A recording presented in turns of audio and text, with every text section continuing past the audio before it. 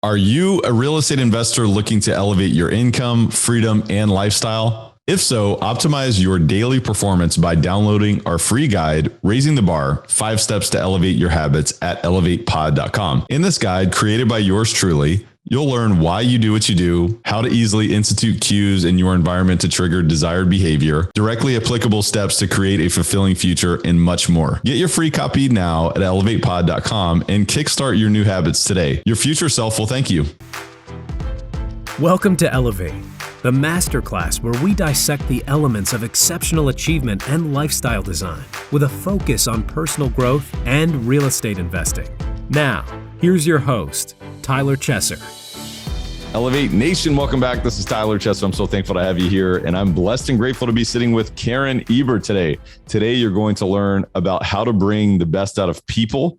You're going to learn more about what drives people professionally, personally, and otherwise, and how storytelling can help you take your business, your real estate portfolio, your life to the next level and beyond. You're also going to learn about the neuroscience of storytelling and what happens in the brain when we tell stories, why that is so important. Today is a masterclass in taking the way that you communicate and the way that you lead other people, the way that you inspire other people to the next level. So buckle up. Today's episode is phenomenal. Elevate Podcast is all about mindset, mind expansion, and personal development for high-performing real estate investors. I'm your host, Tyler Chesser, and I'm a professional real estate investor and high-performance coach. It is my job to decode the stories, habits, and multifaceted expertise of world-class investors and other experts to help you elevate your performance and lifestyle. Are you ready to take it to another level? It is time. Let's raise the bar together. Before we dive in today, I have a couple asks. Number one, give me feedback. I'd like to hear, what do you love? What do you not love? What do you want to see more of? What do you want to see less of from Elevate Podcast? Give me your feedback. I want you to have ownership in the future of this podcast, of this movement, of this community, because it's not about me. It's not about, our team. It's about this community. So I want to hear from you. Please send me an email at info@elevatepod.com or send me a direct message on Instagram at elevatepod. I want to know from you, and I'd love to make some adjustments based on what it is that you'd like to see more of or less of, who you'd like to hear from, who would you not like to hear from? I want to know because I want to continue to add massive value to your life, to your business. That's what it's all about. Also, my second ask, the fee for listening today is to pay it forward. Share this with a friend. If you've already shared Elevate Podcast before, thank you. We just ask that you do that again, each and every episode. Share this with someone new. Share this on your social media network. Share this directly to someone. Maybe it's someone you just met. Maybe it's someone you've known for a long time, and you'd like to help them take things to the next level. Tell them about Elevate Podcast. The only way that we can continue to pour into you is to be able to pour into more people. And so the only way that this can grow is if you share this, if you give us the gift of referring us to someone else. So please refer Elevate Podcast wherever you have the opportunity to do so. We just ask that you do that one time to one person a day. That would mean the world to me. Also, give us a rating, review, subscribe, and follow Elevate Podcast. All of that is so critical for our growth. So we want to hear from you. Give us your feedback. Please, please, please. Thank you so much. With all that said, now I'm going to give to you, and I'm going to dive in. And we've got some phenomenal content today. I want to introduce you to Karen Eber, who is an international consultant, keynote speaker. Her talk on TED, how your brain responds to stories and why they're crucial for leaders, has almost 2 million views. As the CEO and chief storyteller of Eber Leadership Group, Karen helps companies reimagine and evolve how they transform culture, from how they build leaders and teams to the stories they tell. She is currently working on her book, The Perfect Story: How to Tell Stories to Inform, Influence, and Inspire, which is expected to release in 2023. By the way, we talk a lot about the principles that she's currently working on in her book, which is really exciting and very, very insightful. Karen works with Fortune 500 companies like GE, Facebook, Kraft Heinz, Stuart Weitzman, Kate Spade. She guest lectures in universities and has inspired many through her articles published in Fast Company, CLO Magazine, and Training Industry Magazine. Karen has 20 plus years of experience and has been head of culture, chief learning officer, and head of leadership development at General Electric and Deloitte. She is a 4-time American Training and Development winner and lives in Atlanta, Georgia. Without further ado, please enjoy this phenomenal podcast recording with the great Karen Eber. Karen Eber, welcome to Elevate. How are you? Great. Thank you for having me. Well, I'm so grateful to be here with you. And I think we're going to learn a lot together. Hopefully, maybe you learn something. It's so interesting. I actually say that. I'm just thinking this as we're kind of making a quick intro here. When we discuss things, even if it's a part of our expertise, it's almost like we learn more. So hopefully you even learn something more today. I know that we're all going to learn so much from this conversation.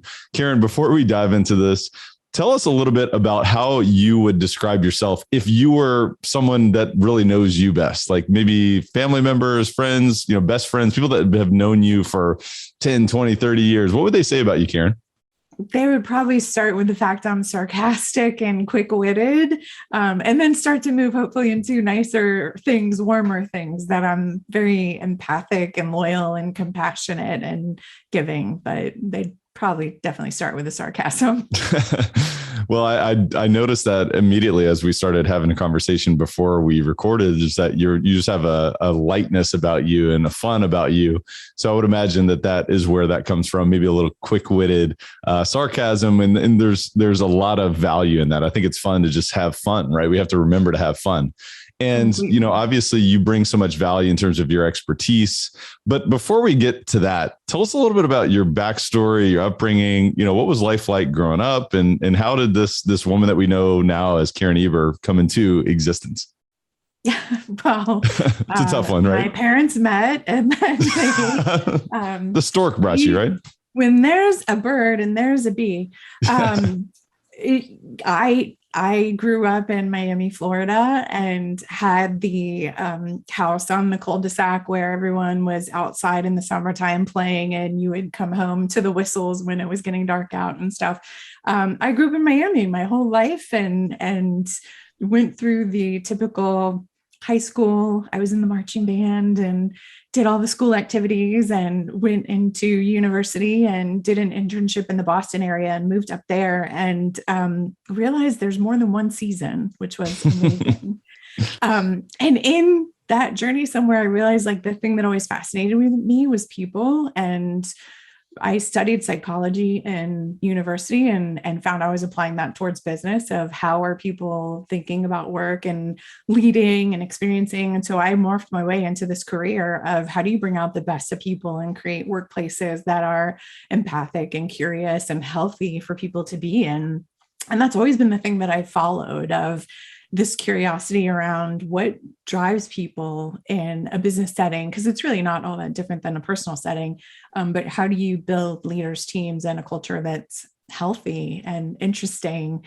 And a big part of that is storytelling. I have been on the other side of the desk trying to convince corporations to take on these big changes and all sorts of initiatives. And I found stories were such a compelling way to do it. And that has then brought it into how do you help a leader be memorable and interesting, and started to do more work there. And it's continued to evolve. So all under this umbrella of how do you make work not be awful, and how do you help people be their best?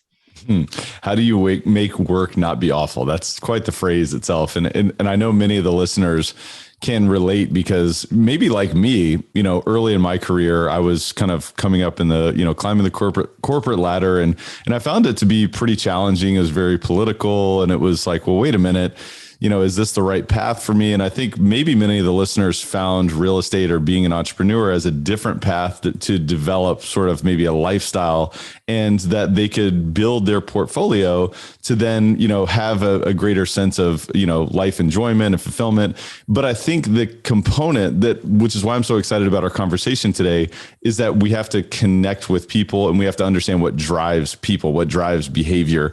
And we also have to understand how can we bring out the best in people, whether we're, a solo practitioner, just an investor who's just trying to make their way, or whether we have a team, or whether we have a large organization. We have to understand how story relates, right? And, this is something that I feel like has been really top of mind for me, because I want to move people. I want to help people understand, that there may be more for their future, but I also think it's very basic. And so talk to us a little bit about why storytelling, where did that become so important for you? Or when did you realize that that was so important? I mean, I know that obviously you talked about what drives people in the workplace was something that really inspired you or interested you. But when did you realize that storytelling was the component that was key to this drive? It actually started way before that for me. I was born with when I was a few months old, I have two different color eyes. I was born with blue eyes and they changed. And this always made me different. And it was something I loved. So I have a brown eye and a green eye. And it's pretty vivid in person and in daylight. And this is like my favorite feature. This was the thing that made me special. And as I got to school age, I started to get a lot of questions like as I was talking to someone, I could see people freeze. And all of a sudden I could tell like, oh yeah, I know what this is. They have noticed my eyes, and they would then make a comment, not like how cool, but what's wrong with your eyes? Or that's so weird. Or my dog has that. Or did you know you have two different color eyes? And so this thing that was super special to me that I loved all of a sudden became the very thing that everybody was holding me out as different for, not in a positive way. And it became really uncomfortable because now I was the thing. I was like the freak show in the circus that people were pointing at. And I got really tired of it. So I decided to reclaim it. And one day I was pretty young. I was about 5. I told this story about how I was born with brown eyes and was in my room coloring about the time I was 4. You have that big box of crayons where there are like some perfect ones and broken ones and peeled ones. And as I'm coloring, picking out crayons from the box, I looked at a green crayon and I sniffed it and it was kind of waxy, and I took a nibble and it tasted pretty good. So I ate all the green crayons in the box. And the next day I woke up and my eye was green. And I would tell the story like that, and then I would be quiet. And every time there would be this look of like skepticism, like, is she serious or not? Like, what is going on? And it created this different energy shift. And so it was no longer, I'm the freak show in the circus. It became this moment where it changed the energy and it changed the interaction, and people would start laughing and then they'd ask other questions. And I would, of course, admit to the fact I did not eat crayons, which Crayola wants me to make sure I say. And I realized there's this power in telling a story to shift energy and to change your place in it and how impactful that could be. And I just started to pay attention to that more and started to use stories as ways when I was working on different HR initiatives or different leadership initiatives or culture initiatives as a way to inform and influence and inspire and expand thinking.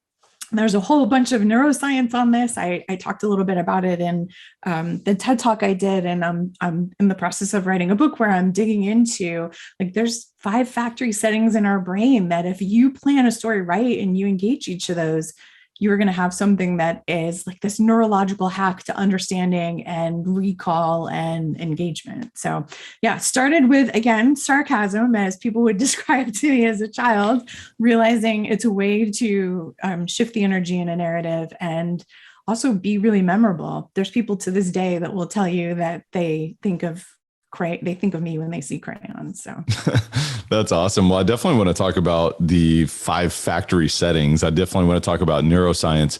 But before we get to that, let's talk about why. Why is this critical, and why is this a critical skill for listeners or leaders to develop and strengthen?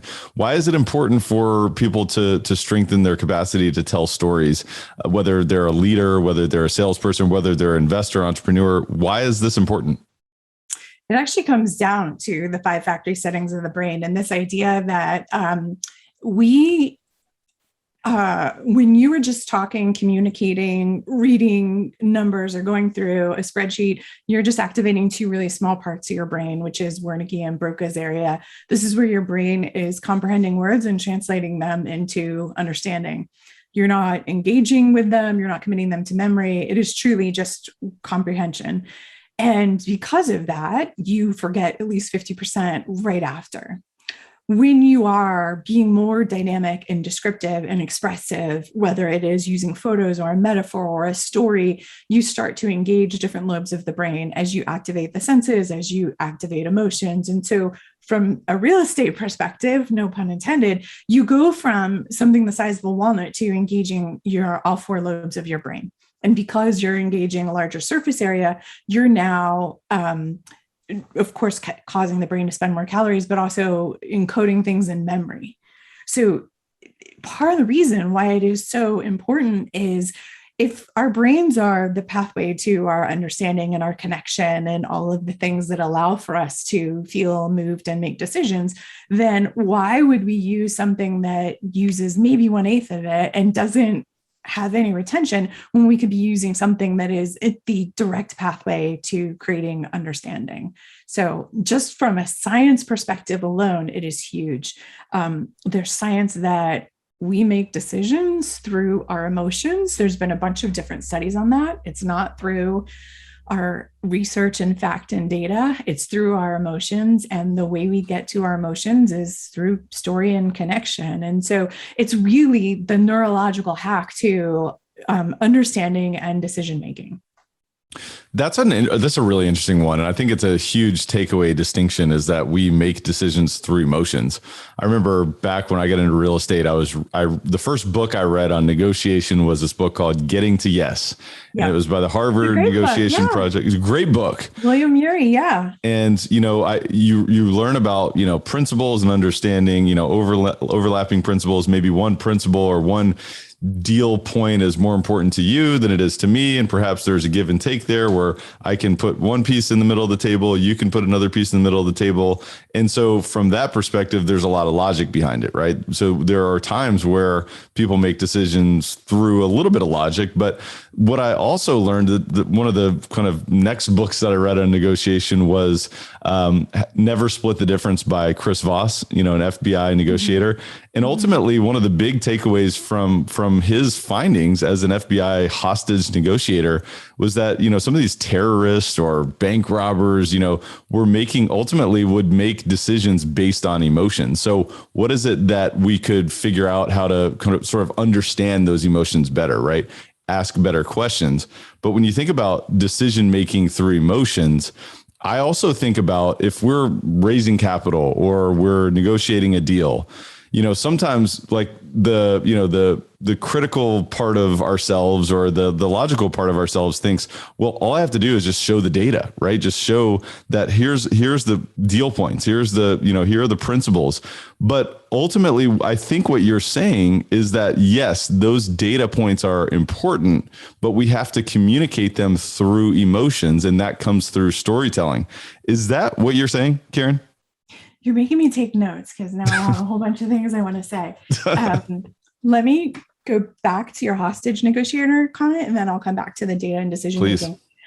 So in my experience, I do large scale leadership development for Fortune 500s, and I have stood up a lot of courses and sessions on negotiations, and have brought in FBI hostage negotiators and NYPD hostage negotiators.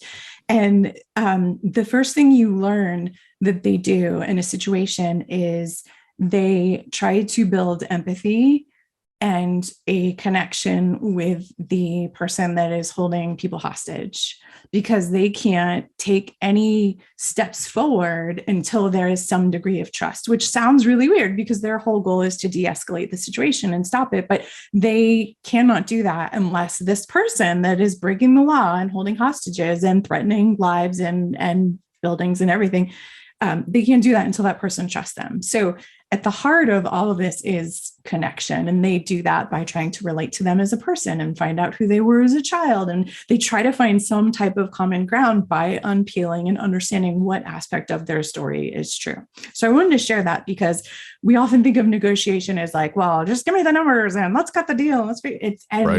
It's about connection. So what is happening with data and decision making? Whenever someone is looking at data, so say you're in a meeting and someone's presenting data, If they have not guided you through the story of the data, then each person's going to reach their own understanding of what the data are based on their own experiences, their own assumptions. The phrase data speaks for itself really isn't true, because as I'm listening to you present data, I'm actually thinking like, do I trust him? Do I trust the quality of this data? What is my take on this? What do I know? And so when you share a story to bring meaning to the data, what you're doing is you are taking and providing almost like a definition to get everyone to a common place to start a discussion. Doesn't mean everyone agrees with what that place is, but it prevents miscommunication. What is happening when we are listening to data is that so often our brain is just tuning out. So one of our factory settings is that our brain is really lazy. It consumes about 20% of the calories in our body, but the brain's number one goal is to get you through the day alive. And the brain loves to do this by having you do exactly what you did yesterday, the exact same way, because you made it. Let's not change anything. Because if you do it the same way, then as the brain, I get to conserve calories in case there's an emergency or danger, which is what my goal is always, right? So the brain is always looking for, where can I just kind of chill and save calories in case I need? So this is when we check out, that's your brain conserving calories. And that is often what happens with data of, if there's no way that someone is engaging with it and understanding and interacting and connecting to it, you check out. You mentioned raising capital. I think charities are such a great example of this. So charities, right, their goal is typically to raise awareness, to get people to become allies and support the cause, and to donate money. And there are always data behind all of it, but they don't start with the data. They start with the story of a person. So there's a Charity Water, that tells the story of Jean, this young boy who's about 10 years old in a rural village in Africa. He has to carry this bucket to a pond 4 times a day to get water for his family. And this pond is disgusting. It's stagnant. There's stuff on it. Like, you and I would never drink out of it, but this is the water for his community. And they have to bring it back to bathe, to give to their animals, to drink and cook with, and to grow crops. And he has to do this 4 times a day so they can survive. He can't go to school. If he goes to school, they don't have water. They don't live. Every time he gets sick, they suffer. And sickness is prevalent because the water isn't healthy. So they tell this story of John, and then they tell this story about when they were able to build a well in this community and teach the community what proper hygiene is and how they could move past this cycle of disease that they had and the changes that it had, and how Jean and others could now go to school and their whole community could move forward in a way they couldn't because they had clean water. So they connect you in this where you all of a sudden think, wow, it's not just about water to be hydrated, it's about their entire ecosystem.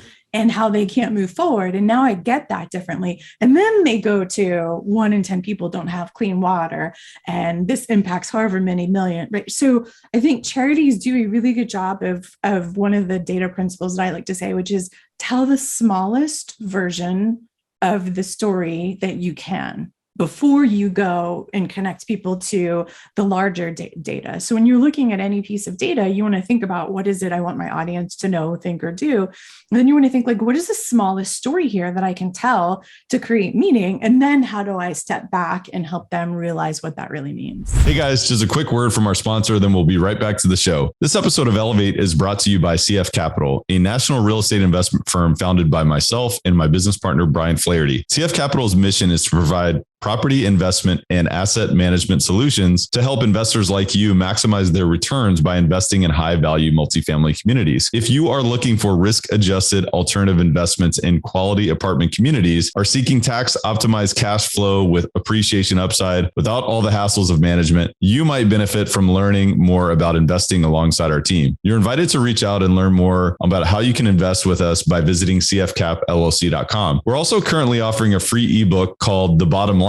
10 ways to increase cash flow in an apartment complex. Whether you're a new or experienced investor, we're confident you'll find massive value in this resource. So go get your free copy today at cfcapllc.com. And now please enjoy the rest of the show.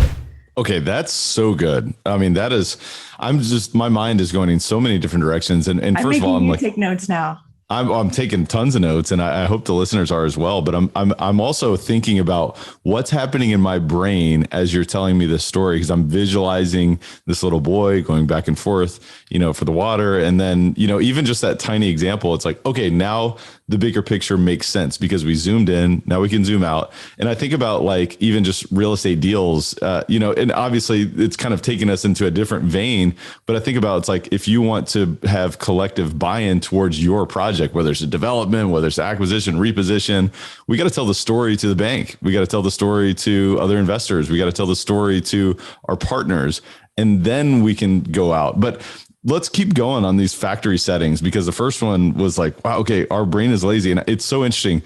And sometimes I think about it and we're looking at deals and I'm like, all right, I'm kind of yawning. It's like, I like numbers, but sometimes it gets a little boring. But what you're telling me is our brain is lazy. It's just trying to get us through the day. This is a factory setting. So what else? Let's keep going on that. Yeah, just one more thing on the data. Wow. What people often say is, well, maybe I don't have a story about the data. And it's actually not true, because behind every piece of data is a person or a problem or a pattern, a something. And that's what you want to connect people to. It's never about the number. It's always about what does it mean behind that. Yes. Okay. So our brains are lazy. That is factory setting one. That is the biggest, most important one. And what that means for storytelling is you want to tell stories that make the brain intentionally spend calories, because you want the brain not to be lazy. And to do that, you have to include something that is unexpected.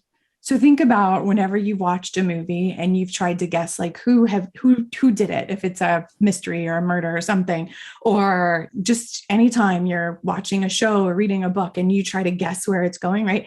So your brain is always trying to rush to make those assumptions, which is the second factory setting, right? Our brain loves to anticipate and fill in gaps because it is lazy. The faster it figures something out, the faster it can just relax and chill. So we are going to make assumptions based on our own knowledge, experiences, all of that, which is what contributes to bias. And so the way you slow that down is you put in a plot point that is unexpected. You put in a phrase that is unexpected, some order, something like that. You want it to be where the brain, or you, the person who houses the brain, says, oh, that's clever. I wasn't expecting that. So your brain is lazy and it loves to make assumptions is the second. The third is that we are categorizing 34 gigabytes of information every day. And much of this is happening at a subconscious level, right? You don't realize that you're taking in sights, sounds, and all of the things through your senses, as well as comprehending and filing it. And so what happens in simplest terms is your brain has this file of folders and says, is this new? Do we need to create a new folder? Or does this go in an existing folder of something that we know? Or is this related to something that we know? And so this is happening super quickly without us even realizing it. And this is also where bias and assumptions come in, because we're going to put it in based on our own experiences and even our genetic makeup, all of that, which means that if someone isn't guiding you through that, you're going to file it in whatever way makes sense. And I'm going to do that, and everyone else will do that. And that's where we get to misunderstandings, because we're each creating our own file of folders. So let me ask you a quick question on that. How do you help people file that away? Is it, hey, let's give more context to this piece of information? Give us a sense of what you mean by that. Yeah, simple things can ground it. So where you are anchoring something to something that is familiar. So I write a blog called Brain Food, and I use stories to then reinforce ideas around leadership and culture and storytelling and teaming. And I was writing one about, I observed surgery in the OR when I was in high school, super cool experience. And I was trying to describe the incision, which led to the story. But I talk about the incision is the size of a paperclip. Okay, so immediately you realize, okay, we're not cutting someone in half. We're doing something that is, however, whatever paperclip size you imagine. So that's a simple example, but where you are putting in things that anchor to what people know, there's certain things when you're giving details of a story, like you want to include the time and place.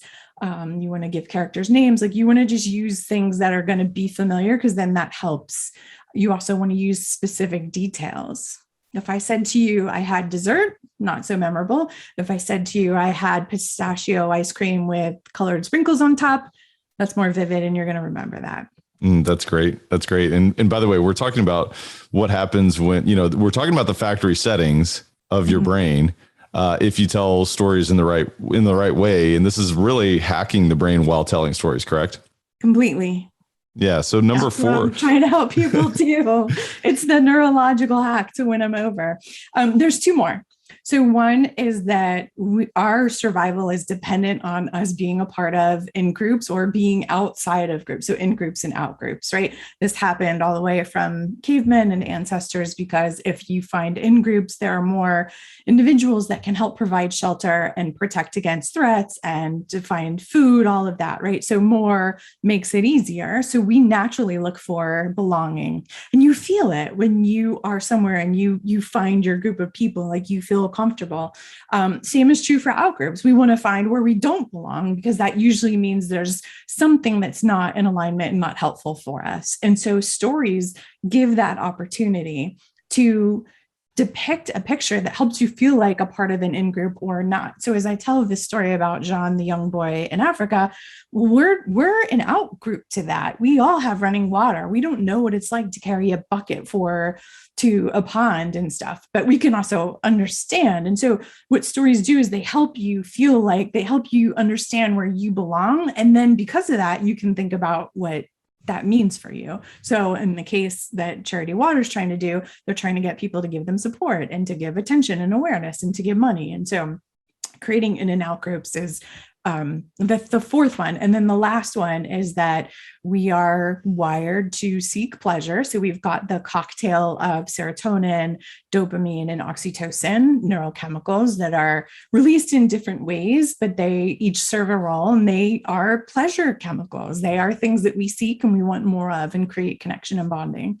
And we have the other cocktail of adrenaline and cortisol that are the pain or the danger or the get out of danger cocktails. And so when you are telling a story, you have a way to be thoughtful of, am I bringing the audience through a uncomfortable story that is going to maybe elevate the cortisol, or am I connecting them to a pleasure story? So in my TED Talk, the opening story is about someone dropping their phone down an elevator shaft. That is an uncomfortable story on purpose. And all of a sudden, as someone in the second row did when I was giving it, you go, oh, because you can imagine that and the impact it would have on your life.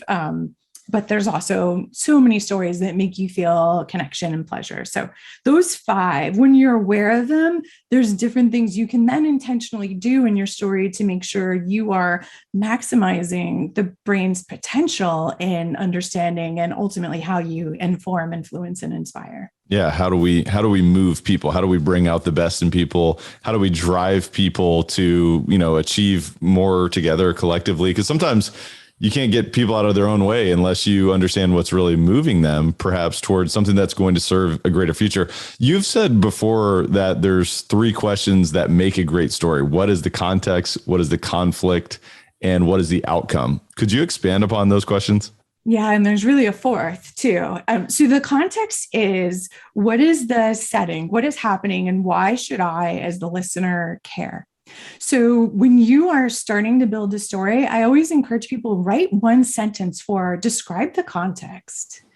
And it should ultimately answer, like, why should I even care about this story as your audience? But it should also help me understand what's going on.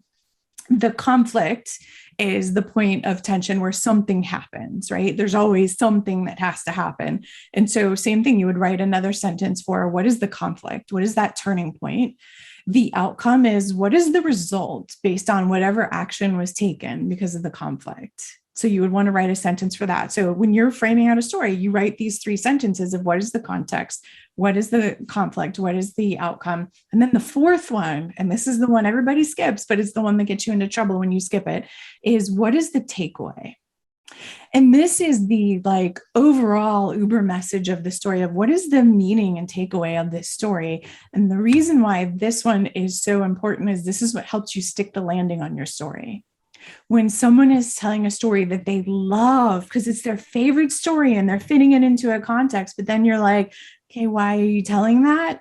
It was missing that. And when you write a sentence for the takeaway, it helps you make sure you're really anchoring the point for your audience and that it's relevant and that you tell it in that way that's meaningful for them. That's very helpful. And I think that's very applicable, right? The listener can always think about, all right, well, what's the context? What's the conflict and outcome and the takeaway? And ultimately, it all leads back to neuroscience. And it speaks to us, in some ways at kind of like a genetic level. Like we've evolved to the point where stories have given us the capacity of sharing information and data so that we can further the species, so that we can protect our families or protect our tribes or, stay away from the conflicting tribes or whatever. I just think that's really interesting. One thing I'm really fond of is that success leaves clues, right? It's a philosophy that I think is highly important. I would be curious, who are some of the companies that you think are telling stories or utilizing this kind of process in the best way? Is there any examples that you would point to? I do have one. I love this one particular company, and it's not what you would expect. There's this company called E224. And if you are a TikTok fan, go on TikTok and watch their 1-minute stories. E224 is this company that takes remains from loved ones, whether it is human or animals, and they turn them into gems and diamonds. And they go through this process of how they break it down into carbon, all of that. But they do amazing storytelling on TikTok of not only their process, but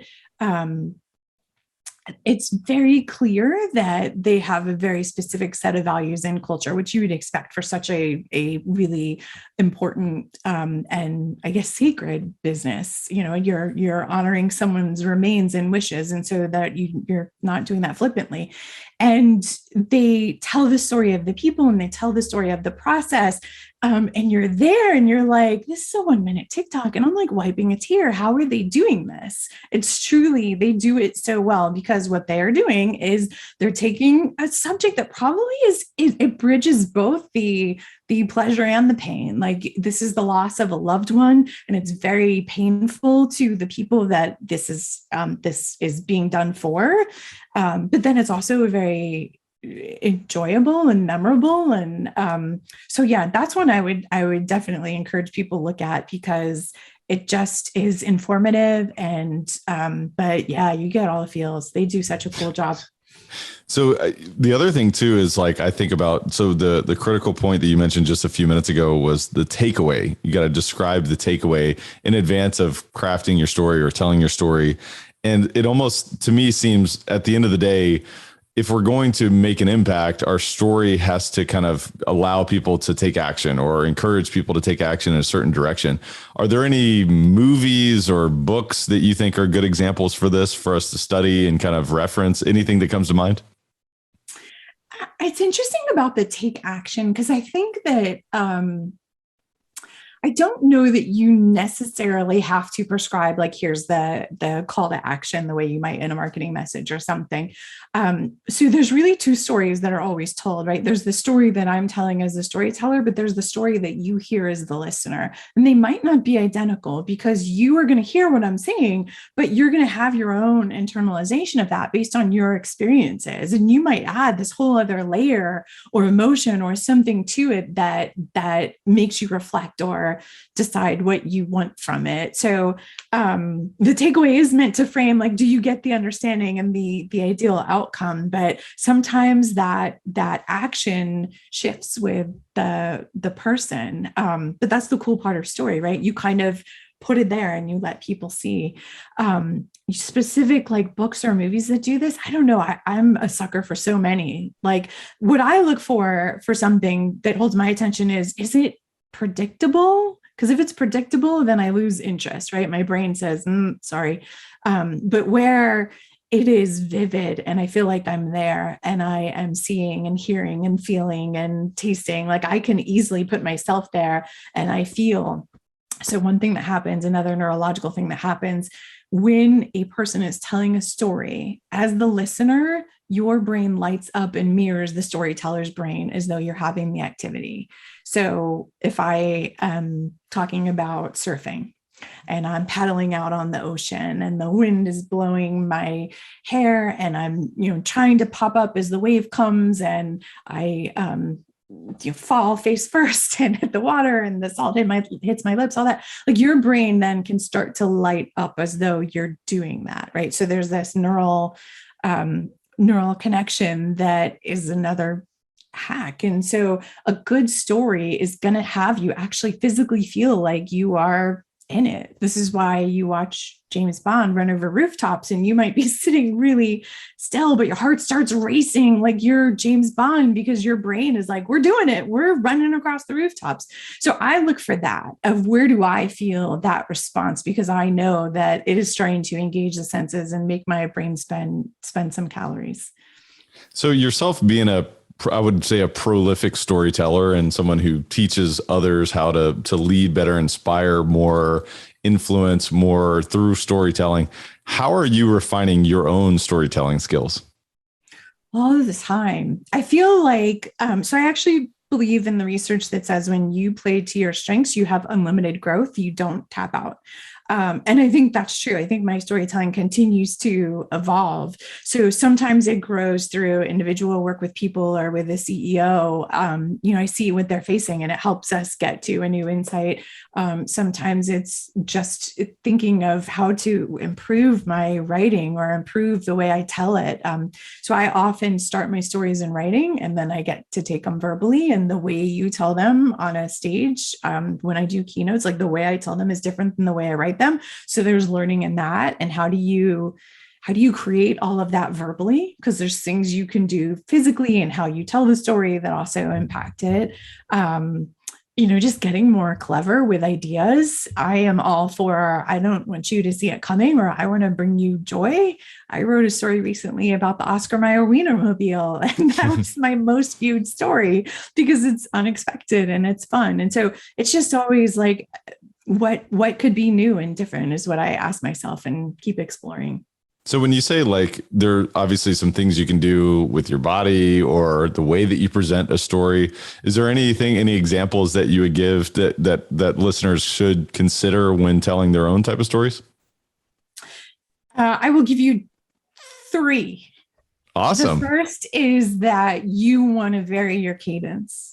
You can create excitement or anticipation by speaking faster and faster as you're getting up to your point, and then you can pause and let something really sink in. So you might choose to speak really quietly and slowly. Like you can play with cadence and pause. Those are 2 together that can have a huge impact. Pause allows for what you're saying to really sink in. So if you're going to increase your cadence, you want to put a pause in there so it can land, especially when there's a key point. The third is that if you've ever seen graphic facilitators that are like drawing images real time, taking notes on something, they are working off their own graphic vocabulary. So if you're going to talk about brain or neuroscience, they know, okay, I'm going to draw a brain. If you're going to say the word idea, they know I'm going to draw a light bulb with 3 little things coming out of the top, right? They have their own vocabulary, their own image vocabulary for what they're going to use when they're facilitating. And storytelling, you should have the same thing when you're speaking. And that should be your visual movement. So how will you move for major words that are bringing to life what you're describing and thinking that through? So when I am talking about neuroscience, there's often a gesture I do around my brain or different things like that. And so you want to not only say and play with cadence, but you want to do things that reinforce the visualization of what you're saying. This is awesome. And I think that this is just a masterclass in really, truly elevating the way that you lead other people, you influence other people, you inspire other people. So I'm just grateful for this masterclass. I feel like I've got 2 full pages of notes here, Karen. This is awesome. I look forward to continuing to learn from you through the stories that you share. But I do want to transition into our rapid fire section of the podcast. We call it the rare air questionnaire, right? It's rare to think about, well, how can I communicate better? How can I inspire more? How can I lead other people in a bigger way, right? That may be rare, but guess what? We're rare. We're extraordinary here, and we're going to continue to raise the bar. So I have a few questions for you, Karen. If you had to point to 2 or 3 of the most impactful books that you've read over the past few years, what would those be and why? One is this book, Alter Ego by Todd Herman. And it's really about like which version of you shows up for different moments, because we aren't the same person, right? If you're negotiating, a different version of you is needed versus if you're writing or whatever. So it in simpler terms is, what is the story you're telling yourself in different moments? So I really like that. It's a nice mindfulness of, who do I need to be today, or who needs to show up today, and how do I really tap into that? And the other one's related. It is by Liz Fosslien and Molly West Duffy. It's called No Hard Feelings: The Secret Power of Embracing Emotions at Work. And it is, we are whole beings, and a lot of the work I do is with teams that are working through conflict, and emotions are data. And so how do we not shun that, but really start to recognize the role that they play and welcome that and invite it?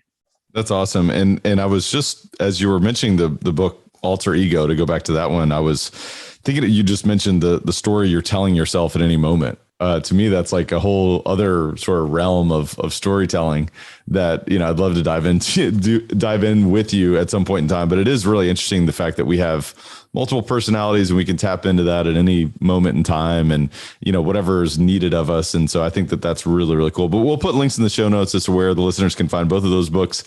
Karen, what's the biggest way that you elevate your life on a daily basis? So the past 2 years, really, since COVID, I have been really focused on my resilience and rest.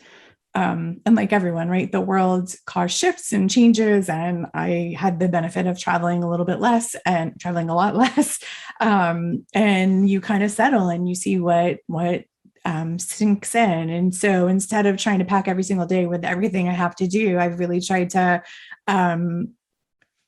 give more emphasis to where I want to go deep and remove some of those other things, and then make sure I'm putting in really thoughtful time for rest and resilience. So I am producing more and working less, which is fantastic. Yeah, it's almost like slow down to speed up. In some ways, I'm sure you've become more productive. In many ways, there's definitely a clue there. It's interesting that the combination of resilience and rest work together, because it's almost like the resilience is built through that rest and recovery, right? You become more resilient as a result. I love that. That's awesome. Yeah. What's the biggest way that you elevate others around you, Karen?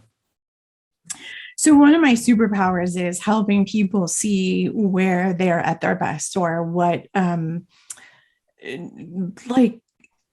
people sometimes know what they're strengthened by, but there's often so much noise that they miss it. And so I love to hold up a mirror and help people see themselves the way I see them, and then help them bring that forward. Because I can see it very clearly, and I can help them cut through that noise. And to me, that's such a gift when you can show someone how you see them and help them start to embrace that image, and maybe turn off some of those voices that are getting in the way of that.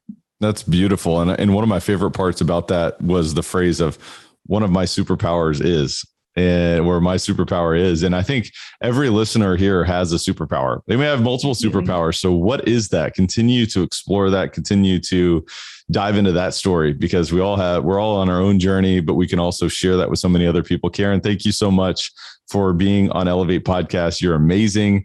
Is there any parting thoughts or words of wisdom that you'd like to share with Elevate Nation today? I always try to encourage people who are learning to use stories, or leaning into stories, or afraid to use stories. Don't wait for the perfect story to land in your lap. They're not birthed fully formed and perfect. I start with fragments and notes and messiness. There's no such thing as a perfect story. You have to take your ideas, your stories, your moments, and make them perfect. And that's my encouragement of, anyone can do this. This is why I'm trying to give people the neurological hacks and the ways to start this, because once you realize, oh, it's a little bit of art and science, you realize you can do it. Yeah, that's amazing. And I want to invite the listeners to engage with Karen at KarenEber.com. We'll put a link in the show notes as to where you can find her. Also on Instagram at KarenEber1, same on Twitter. And if you go to her website at KarenEber.com, there is a freebie on the common mistakes made with storytelling. We didn't actually dive into the common mistakes, so that'll be an addition to so much of the learning that we had today. So Karen, thank you so much for that. Also, you got to check out her TED Talk. Just go to ted.com/talk/Karen_Eber _how. Yeah. Anyway, we'll put that link in the show notes. And look up Karen Eber. It's really long. I don't get to control that yet. It's really long. It's a really long link, but you know what? That's right. Just search Karen Eber's name on TED.com and you'll find it because it's phenomenal. Karen, thank you again for being on the podcast. Thank you. Elevate Nation. Man, I'm challenging myself right now to get better at storytelling. I'm getting better at learning what happens in the brain when you tell an effective story, when you understand, describing context, conflict, outcome, takeaways, understanding that, pattern interrupts are important. Man, I just feel like there's just so much value in this conversation. There's so much value in this practice of refining our storytelling skills. So I hope you can see how this plays into real estate investing, how this plays into being a leader, how this plays into being a salesperson, being a leader of your family and a leader of a team, negotiating deals, raising capital, raising debt. I mean, there's so many different ways which telling stories can help us take our business and our life to the next level, AKA elevate our life. And so I just hope that you enjoy this. I hope that you see the value in this. I want to encourage you to re-listen to this show because repetition is the mother of all skill. I also want to encourage you to discuss this with someone else, share this and discuss this with someone else, because when we engage in discourse, we learn more. Like we learn more through story, but we can also bring this in context in a discussion. And we can have storytelling practice through that, through that experience as well. So I want to encourage you to have discourse and share this with someone else. I also want to encourage you, of course, to identify your number 1, 2, and 3 key takeaways. What are some stories that you'd like to tell? And what are some framework? What is some framework around that story that you'd like to refine and optimize and improve? Because there's so much value here. Ultimately, the most important part about all of this is take massive action, implement something that you learned today. What is it that you'd like to implement immediately? I want to encourage you to go ahead and do that now because knowledge is not power. The only real power is taking massive action. So with all that said, Elevate Nation, thank you so much for tuning in and we will see you next time. Thank you for listening to Elevate. If you enjoyed this episode, be sure to rate, review, subscribe, and pay it forward by sharing with a friend. Most importantly, take this opportunity to elevate your results by taking immediate action on what you learned. For more, visit elevatepod.com.